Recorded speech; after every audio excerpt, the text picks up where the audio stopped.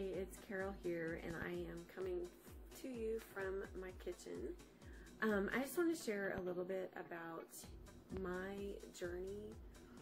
The past few years, I've started this on Facebook already, in bed because of the pain, and back and forth to physical therapy, and just a lot of different treatments and medications and things.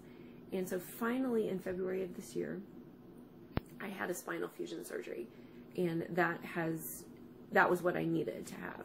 So we tried to correct without surgery, and that just didn't happen. It wasn't correctable without surgery. So I have been, well, and for several years, I've been kind of in a weight loss slump. I haven't really, I mean, I've gained about 20 pounds in 5 years, which isn't too bad, but I was having trouble taking it off.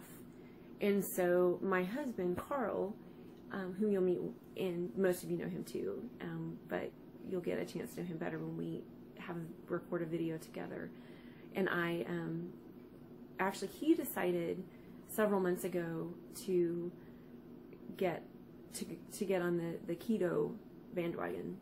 He has struggled for years and years with his weight, and just got to a point where he lost a lot of weight, and he's kept it off, but he's plateaued for years now and hasn't taken it off.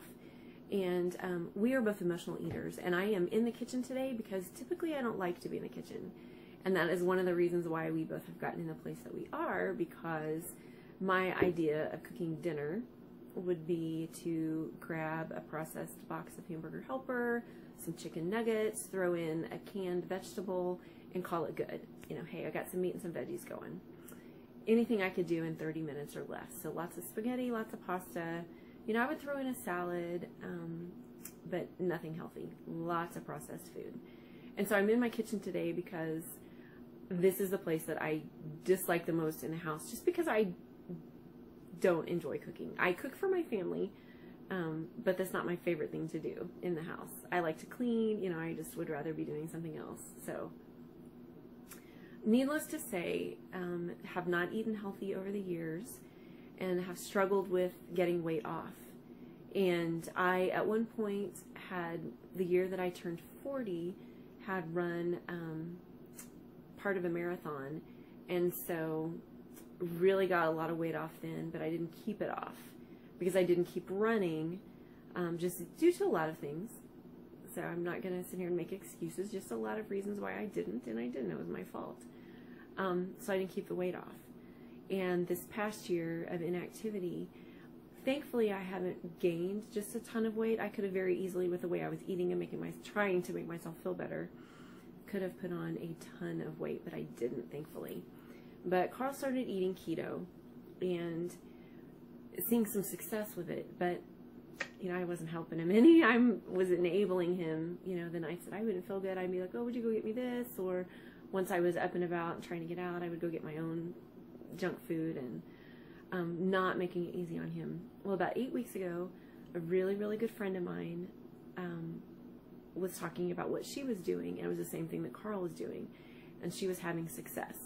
And great success. And she just happened to call me one morning with another question, and I had been talking to Carl about what I needed to do, and all of a sudden it just clicked when I was talking to her. This is what I need to do.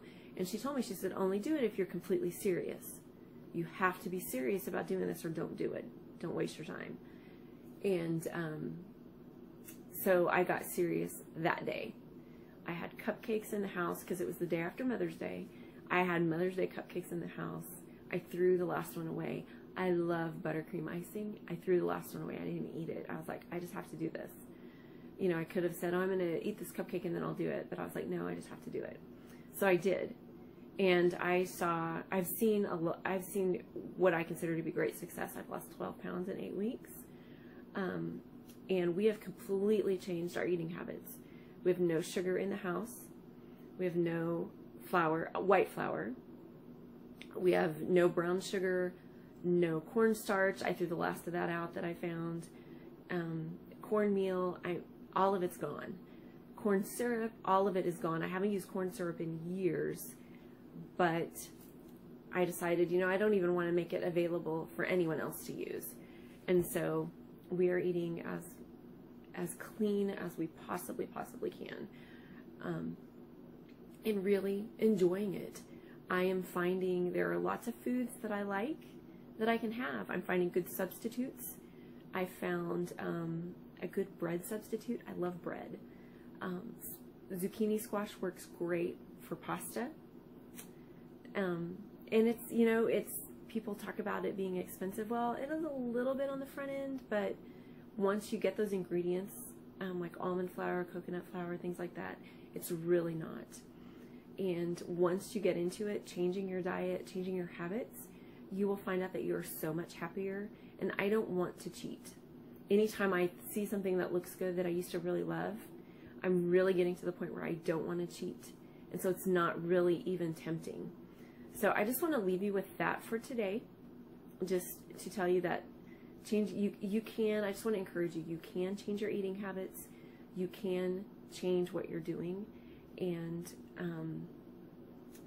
feel so much better. So I'm going to leave you with that for today.